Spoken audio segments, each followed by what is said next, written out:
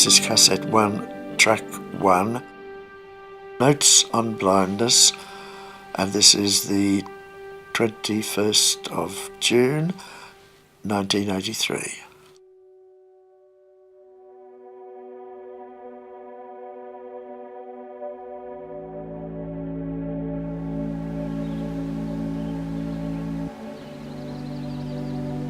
Sitting in the park with the children, I hear the footsteps of people walking past me on the footpath.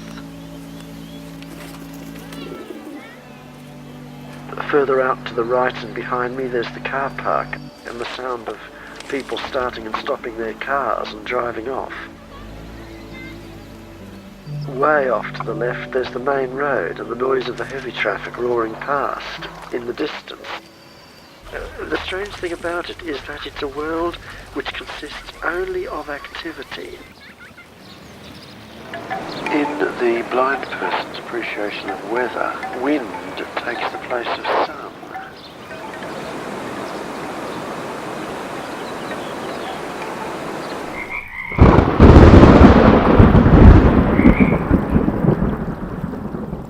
Bienvenue à Arnaud Collinard, qui est le producteur et réalisateur et homme à tout faire de Notes on Blindness, en tout cas son composant en réalité virtuelle, dont tu peux un petit peu nous parler, nous introduire, juste nous dire en 2 mots, pour ceux qui l'ont pas encore vu, ce que c'est. Donc Notes on Blindness, c'est l'histoire de John Hull, qui était, puisqu'il est décédé en juillet dernier, un professeur de théologie anglais, qui est devenu aveugle à l'âge de 45 ans et qui a enregistré un journal intime audio sur ce qui lui arrivait dans ce passage dans la cécité. Et donc le film et l'expérience VR sont basés sur ces enregistrements originaux qui racontent en fait l'expérience que vit John Hull. Donc il a enregistré 16 heures de bande qui ont été utilisés par Peter et James pour la dimension audio du film, et tout ce qu'on voit dans le long métrage en fait est recréé. C'est presque un espèce de doublage visuel, c'est recréé avec des acteurs. Donc quand les personnages parlent, en fait, ils font semblant de parler. Tout ce qu'on entend, c'est vraiment tiré de ces cassettes. Et sur la partie VR, c'est un peu la même idée, c'est-à-dire qu'on a recréé, mais cette fois en 3D temps réel, plus dans une grammaire du jeu vidéo, une expérience pour raconter ce que John Hull appelle un monde au-delà de la vision. Et alors en quoi ça consiste pour une expérience en VR de rendre l'invisible visible ? Alors au début de ce projet, on voulait absolument pas faire un projet en réalité virtuelle. On voulait faire un projet purement audio, qui utilisait de la spatialisation audio. Et en fait, on s'est rendu compte que c'était quasiment impossible d'impliquer un spectateur voyant dans une expérience qui était purement audio, puisque en gros le regard et la vision sont des éléments en fait qui vont mener de manière très forte la perception qu'on a de notre environnement. Donc en fait on a dû se poser la question de comment on représente visuellement cette expérience de la cécité. Donc la direction qu'on a choisie, c'est en fait de reproduire visuellement tout ce qui était lié à l'activité sonore. Donc on est dans un espace noir et on va faire apparaître différents éléments visuels en fonction de l'activité sonore de la scène qui se déroule autour de nous.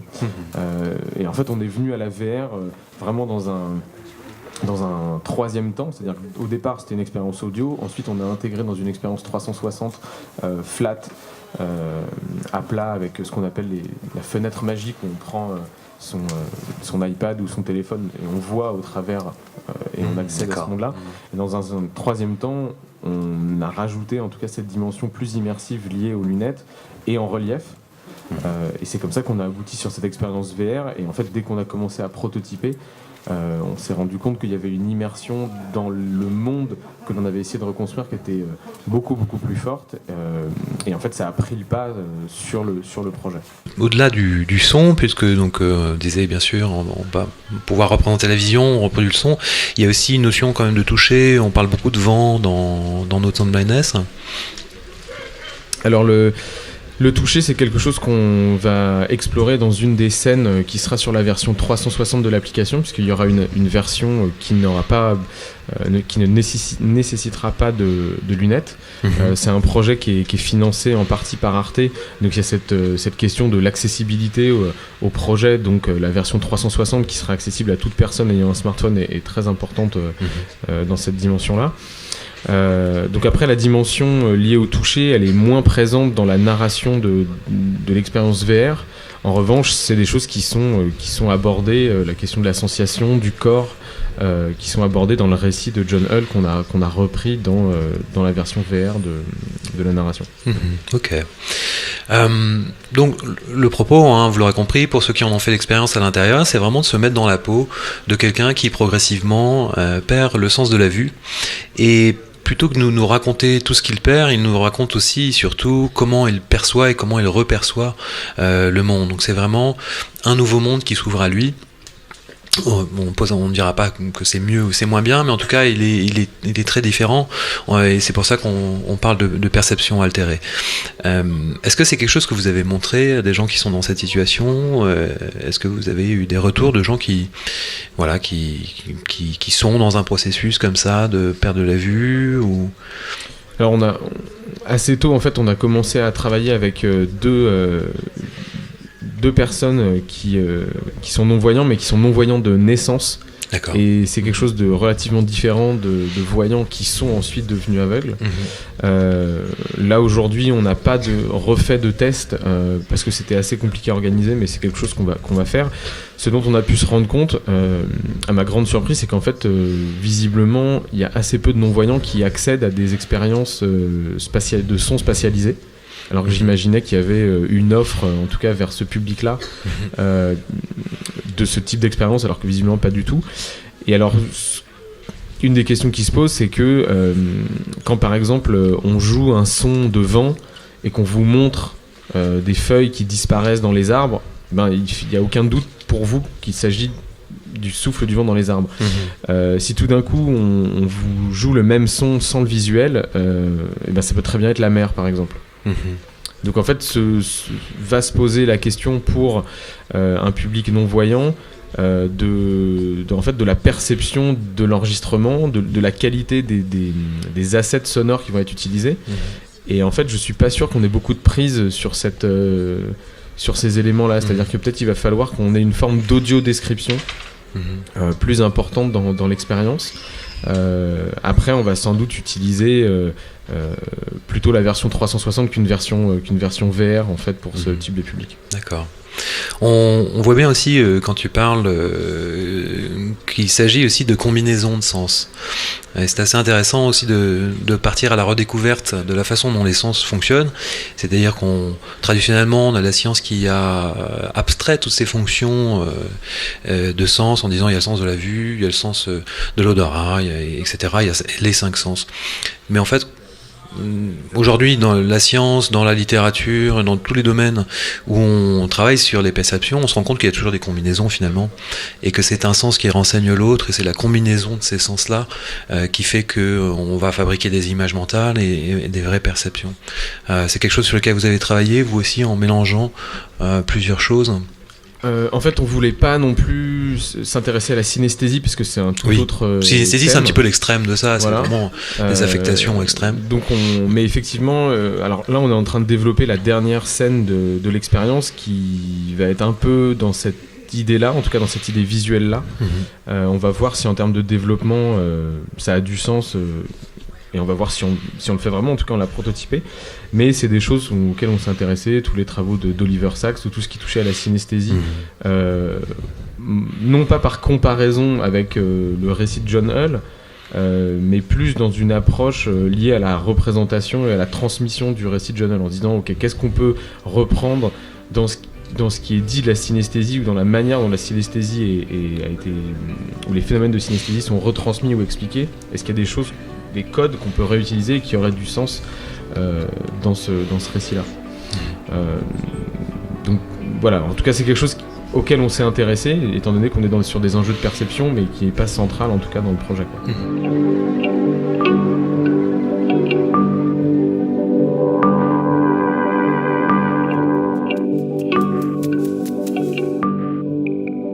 qu'on peut dire aussi, cette notion de perception altérée, personnellement, je trouve que c'est une notion qu'on rencontre dans plusieurs œuvres de réalité virtuelle et une application où la réalité virtuelle a vraiment quelque chose à raconter, c'est-à-dire non seulement la capacité de nous mettre dans un autre point de vue, dans le point de vue de quelqu'un d'autre, mais surtout de nous mettre dans des perceptions qui seraient différentes, qui seraient altérées, qui nous montreraient qu'il y a plusieurs façons d'être au monde. Est-ce que pour vous, cette perception altérée, c'est quelque chose qui a une portée qui est plus grande que le monde des non-voyants? Est-ce que tu penses que c'est quelque chose qui dit quelque chose sur aussi des personnes qui entrent dans des phases de vieillesse ou dans d'autres types d'altérations? Alors il y a plusieurs éléments de réponse. Déjà il y a un élément dont on parle beaucoup dans la VR qu'on qualifie de présence, c'est-à-dire le fait d'être téléporté entre guillemets ou d'être en interaction avec un univers qui est créé par un média spécifique, à savoir ici la VR. Donc cette présence nous met dans la peau de quelqu'un qui est nous du point de vue du récit, mais qui n'est pas nous physiquement. Donc il y a ce décalage-là. Donc il y a effectivement quelque chose qui va être plus fort du point de vue de l'empathie. Ensuite, nous, on n'est pas une vidéo 360 et 3D, on est une expérience interactive. Donc il y a le déroulé de l'application est lié au comportement de l'utilisateur qu'on va traquer et on va déclencher certaines scènes à certains moments. Donc je pense qu'il y a un sentiment aussi d'immersion qui est plus fort lié à ça. Par interaction. On va au travers de l'interaction en fait s'adresser plus frontalement en fait à l'immersion que peut ressentir l'utilisateur. Et ensuite, je pense que la raison pour laquelle il y a une forme d'empathie qui fonctionne, à mon avis, dans Not Some Blindness, elle n'est pas forcément liée qu'aux médias de la VR, elle est vraiment liée à la narration et à l'histoire et au récit de John Hull. Je pense que la VR dans Not Some Blindness, c'est quelque chose qui est venu renforcer le récit, mais le cœur de l'expérience, ça reste ce récit-là, et je pense que les projets qui vont se focaliser uniquement sur la dimension techno de la VR, en fait, du point de vue narratif, vont pas forcément être très satisfaisants. En revanche, c'est vrai que le fait d'avoir abordé le projet de cette manière-là, on a des sollicitations de producteurs, d'auteurs, sur des thèmes qui sont liés au handicap. Et effectivement, je pense qu'il y a des choses à faire en VR, en particulier sur toutes les maladies ou toutes les problématiques d'enfermement intérieur, d'impossibilité de se mouvoir. À mon avis, il y a un certain nombre de choses là-dessus où la VR peut avoir du sens. Après, la question, ça va être quel est le récit qui permet de traduire ça, puisque je pense que la force de Not Some Blindness, c'est vraiment le récit de John Hull. Après, c'est la rencontre avec cette technologie-là qu'on a essayé d'utiliser en prenant en compte toutes les limitations techniques qu'on pouvait avoir. Mais avant tout, à mon avis, c'est le récit et ce témoignage.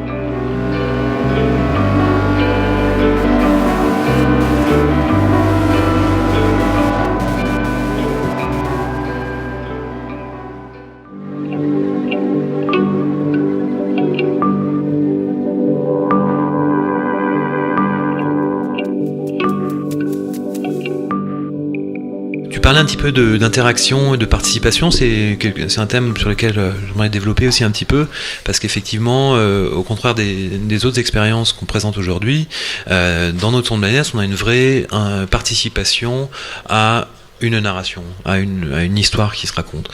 Et il me semble que c'est un enjeu dans la réalité virtuelle assez fort de placer le curseur entre combien on propose de participer et combien on offre comme ça comme structure donnée. Est-ce que c'est quelque chose que vous avez beaucoup bossé pour parvenir à un équilibre ? En fait, nous, on a utilisé... alors, c'est Amaury Laburde d'Audio Gaming qui utilise ce terme, et je trouve ça assez intéressant. Il parle de storytelling ou de narration élastique, c'est-à-dire qu'on connaît le point A et on connaît le point B, on connaît le point de départ, on connaît le point d'arrivée, et ensuite, en fonction du comportement de l'utilisateur, on va étendre ou contracter le temps de l'histoire pour s'adresser en fait de la manière la plus adéquate possible à l'utilisateur, à la manière dont le spectateur utilise cette expérience interactive. je pense que une fois qu'on sera sorti de cette première phase de découverte de la VR où il y a l'effet waouh, où voilà, on est téléporté dans un roller coaster en Afrique, etc. Je pense que la question qui va se poser, c'est ok, je suis dans ce monde-là, mais en fait, je peux pas interagir avec ce monde. Et je pense que très clairement, ça va être une des limites qu'on va ressentir assez vite, c'est que même dans une vidéo, on est en interaction parce qu'on se tourne, etc. Mais en fait, pour un réalisateur, par exemple,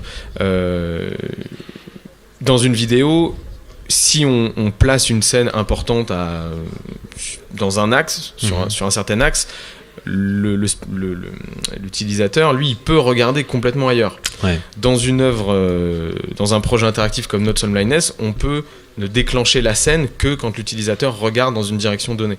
D'accord. Donc en fait, à mon avis, il va y avoir dans un premier temps, il y a beaucoup de choses qui vont se développer en vidéo 360, mais je pense que les vraies expériences de réalité virtuelle, ça va être des expériences interactives, même si ce sera de la vidéo interactive, puisque la dimension de réalisation et de mise en scène va passer par le déclenchement d'événements en fonction du comportement de l'utilisateur. C'est pour ça qu'à mon avis, il y a un certain nombre d'expériences en 360 qui en fait sont des expériences à 180, parce qu'il est très dur en fait de prendre en considération ou d'utiliser les 180 degrés restants dans une expérience qui est purement de la vidéo. Puis c'est pas forcément intéressant de sans cesse tourner la tête, voir ce qui se passe derrière. Après, sur Notes on Blindness, il se trouve que les passages qu'on a sélectionnés, ils sont vraiment dans le texte, ils sont vraiment tournés autour de cette idée d'exploration d'un monde. Donc aussi, ça a beaucoup de sens parce que c'est la narration elle-même qui dit derrière moi, j'entends une voiture qui démarre, mon fils était à côté de moi, il vient de disparaître, il est au bord du lac, etc. Donc en fait, on avait vraiment cette rencontre-là.